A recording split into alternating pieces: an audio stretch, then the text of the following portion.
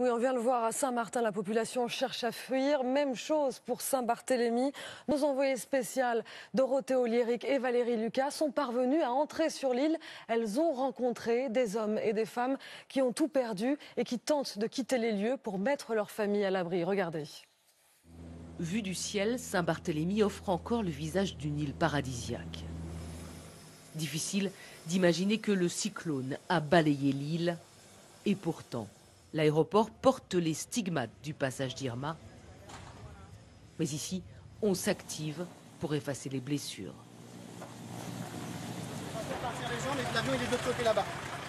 Depuis 24 heures, des avions civils évacuent habitants et vacanciers.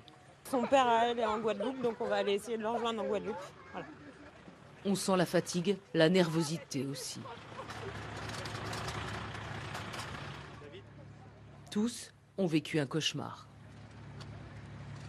C'était très effrayant, mais l'essentiel, c'est de s'en être sorti. On est très reconnaissant d'être sorti en vie de tout ça, quoi. On y va là, ça y est? Ça y est, on y va. On y va, désolé. Ouais, suivez-moi.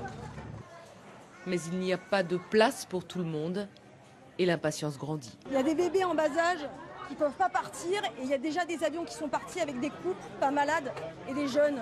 Les enfants restent à côté, mais c'est pas normal ça. C'est pas normal. Il fait très chaud. Des enfants attendent ici depuis des heures.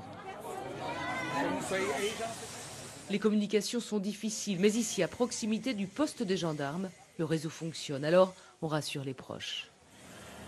Les routes ont été déblayées, mais sur l'île, des centaines de voitures ont été emportées par le vent. Et on l'a appris ce matin, les dégâts matériels s'élèveraient à 1,2 milliard d'euros pour cette catastrophe.